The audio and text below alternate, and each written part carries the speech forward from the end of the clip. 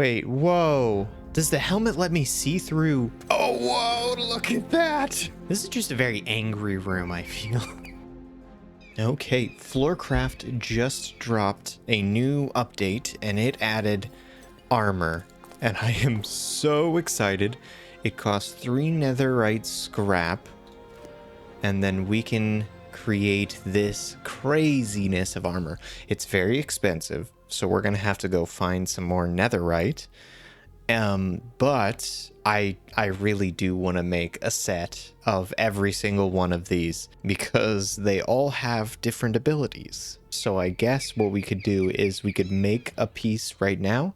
We have enough netherite scrap to do a few pieces and check them out before I go on big hunts. So right now we only have enough netherite scrap to make a pair, like a boots and a helmet, of 1 or 2 different types. I think I want to keep, we'll make a full set of one type of the armor and then we'll make a full set of the other and so on and compare and mix and see what we like. I'm also, because the protection isn't as good, going to try and like mix and match with the shadow armor. So yeah, this is going to be a lot of fun. Okay, first up is the helmet. Okay, so it's got 3 armor and 1 armor toughness, and it's unbreakable. All right, let that fill back up. Let's go over here and see what we got.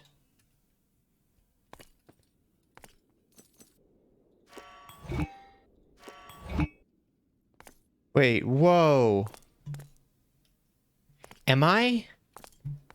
Does the helmet let me see through? Whoa. The helmet is currently showing me glowing monsters. Right? So if I go up here, there's... Okay, that's cool. That's cool. So I know there's a skeleton there. This is going to be super useful. Let's see. If I take it off, is it going to remove that glowing effect from all those creatures? Eventually.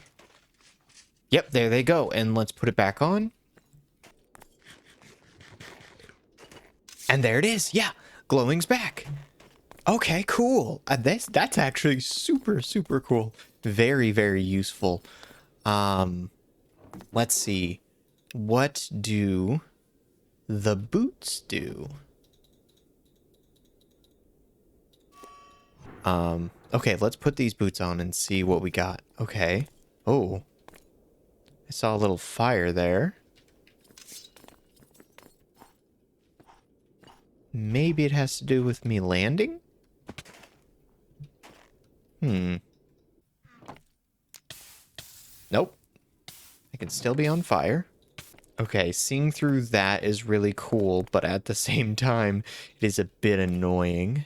At normal times when I'm looking through, it might be fine, but at the moment, I don't really need that. So, again... I'm just gonna have to run around with it and see. Magma blocks? Nope, still take damage from that. Okay, cool. Okay, well, I am going to craft up a bunch of the runes and whatnot that we need to get this all going. I guess I'll be back once I get all the materials and we can test them all out.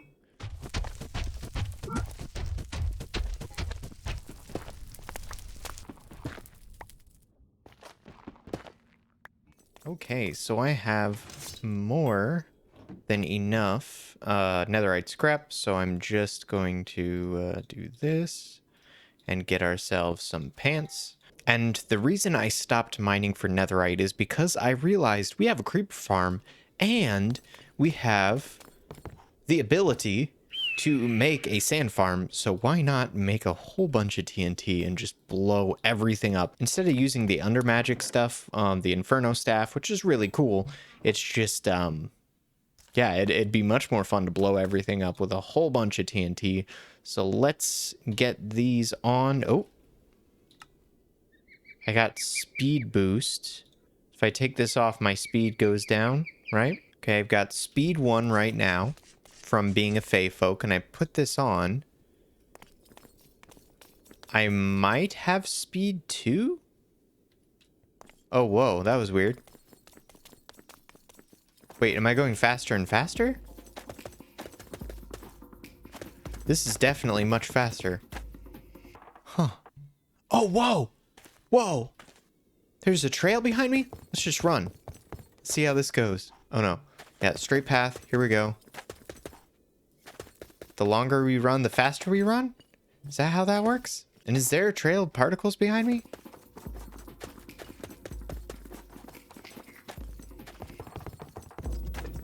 Oh, whoa, look at that.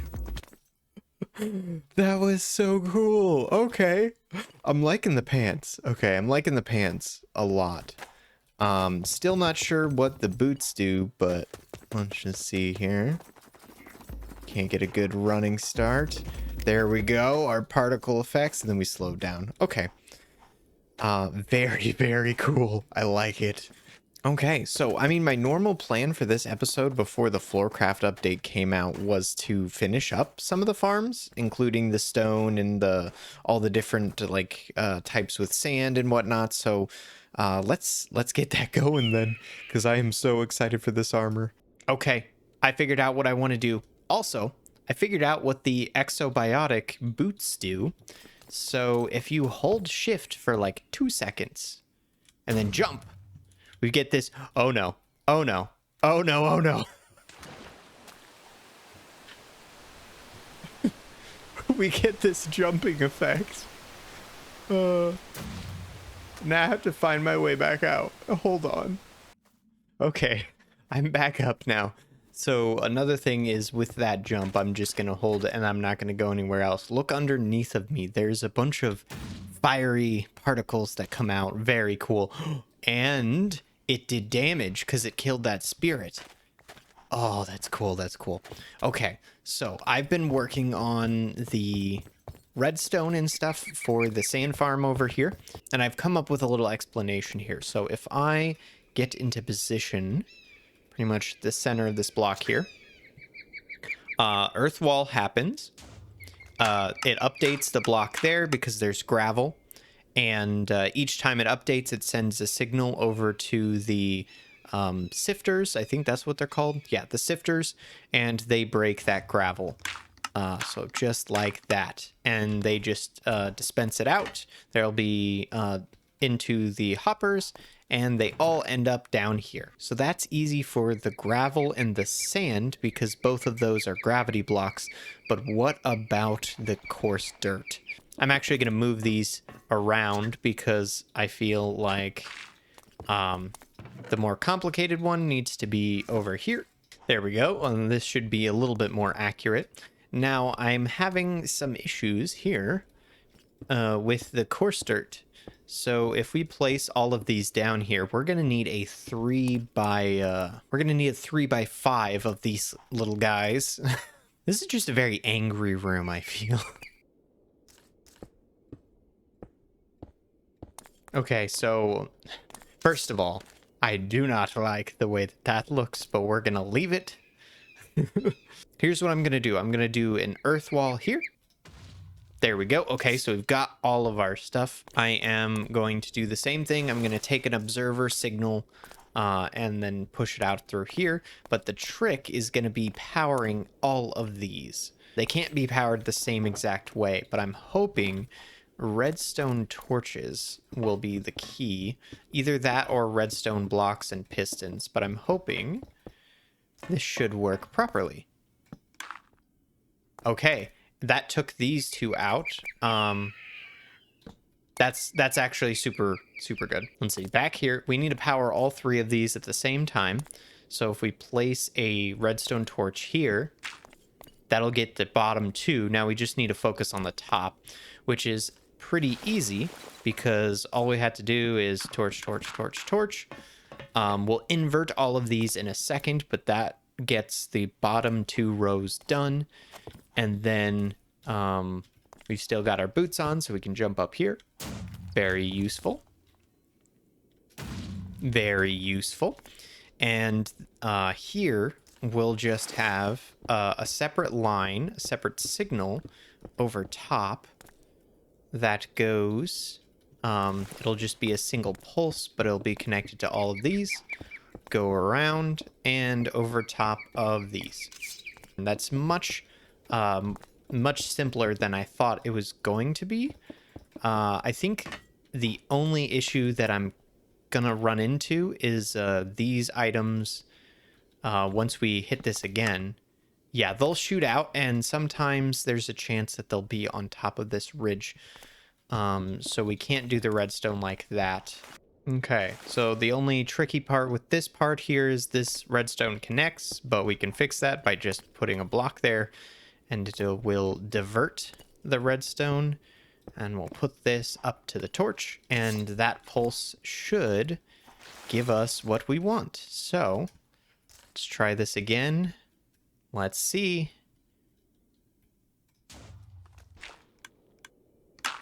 There we go. Okay, that's correct. So I ran into some issues with some timings, and this redstone torch was inverting these torches when these torches needed to be powered. But it is now fully working and operational. So we come up here, shift right click.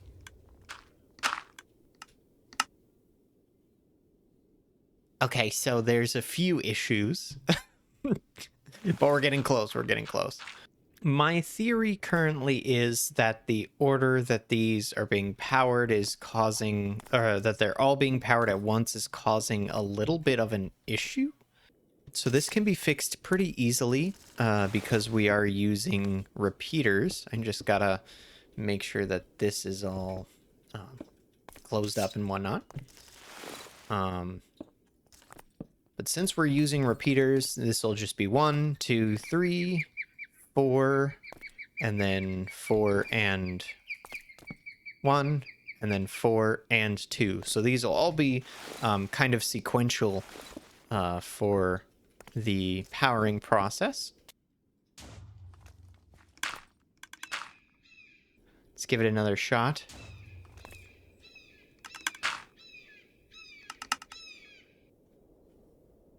Oh, that do it? That actually do it?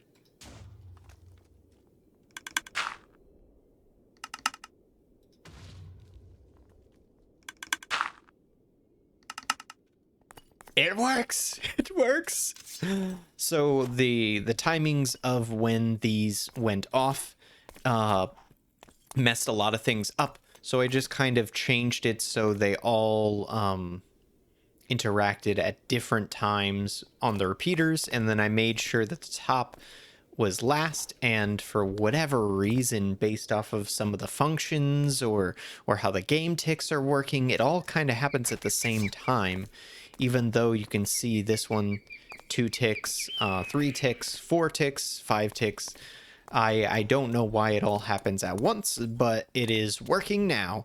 So we've got 2 of them working. We've got the coarse dirt here all working, and then if we look over to here, and that all works perfectly. I am so happy with this. So the rest is getting this all cleaned up and whatnot, and yeah, I'll do that and show you what the final product is. Okay, the last step in the process. This room is not completely complete. I'm gonna add some more details, dirt and sand and whatnot, and kind of make it look like it's coming out of here. But I do want to do a few other things. But if I give this a silk touch book, it says feed it a silk touch book. How do I do such a thing? Do I put that there and power it maybe?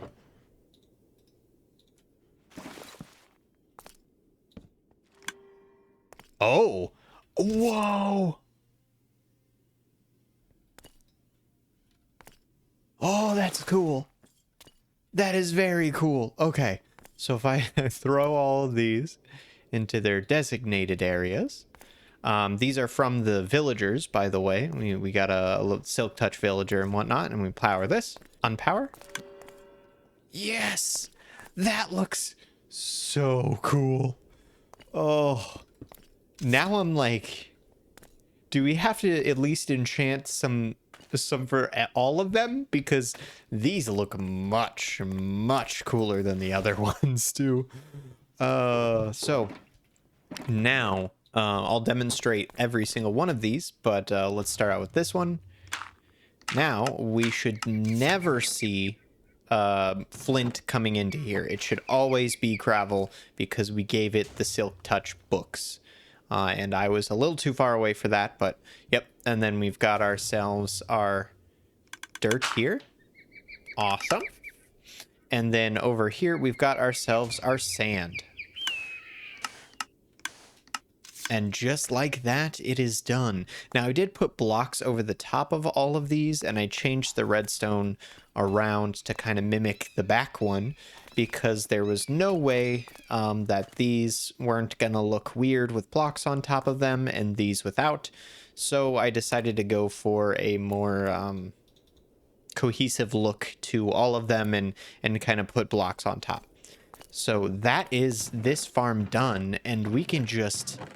1 level of XP for 15 sand.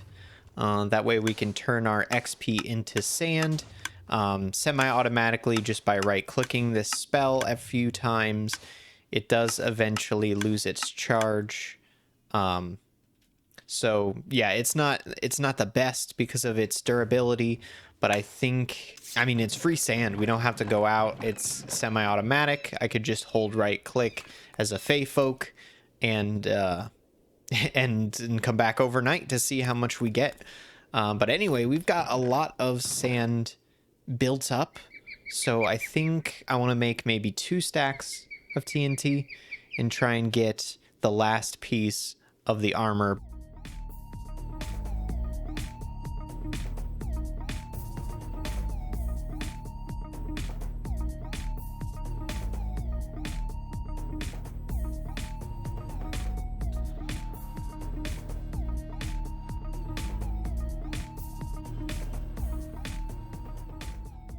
Well, that was a lot of fun.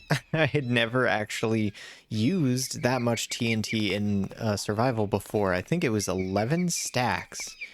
And we need 4 more netherite scrap in order to create the final chest piece. But we've got everything else, and I've started enchanting it. We're a little low on essence because it takes a lot of aqueous to get protection. So I want to show you all what each piece I have figured out does. Let me show you what the aqueous boots do. This is best shown while on top of a mountain, actually.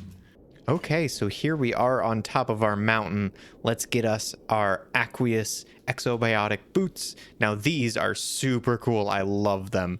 So we jump, we hold shift, we can get this little puff of air, this little air cloud going.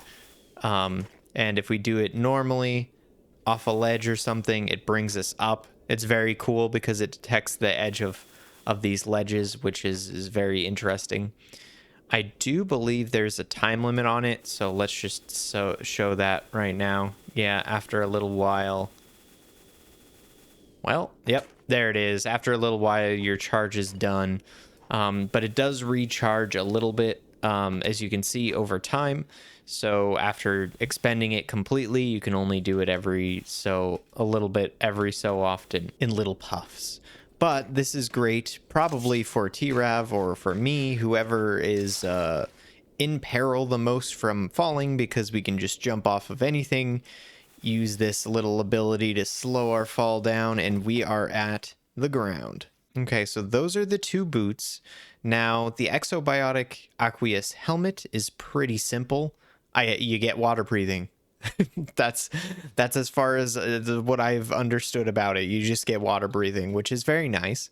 But now we're into the interesting stuff. The leggings seem to be my favorite out of all of the stuff. So all of them give you a 20% speed boost, which is really, really good. And it doesn't harm our speed here and make it so we can't use it. But then if you hit shift, that's when all the leggings become interesting. you do what I can only describe as a water jump. It's like a little sprint. So I could see this being pretty useful for stuff like this, where I can just, oh no, oh no, this is the exact same place I fell last time. And next we have the Verdant leggings. Now these are really cool, and I'll show you why. These are so cool. All right. So these pieces of wood, don't worry, they actually don't drop anything if you break them. No items drop, and then eventually they will disappear when unattended for a long time. So after a little while, these will also disappear, and they won't ruin your builds, like right here. Oh, there they go. I was just losing some of my patience. There we go. So these pants are really, really cool. And when combined with the arid boots, it does some crazy stuff.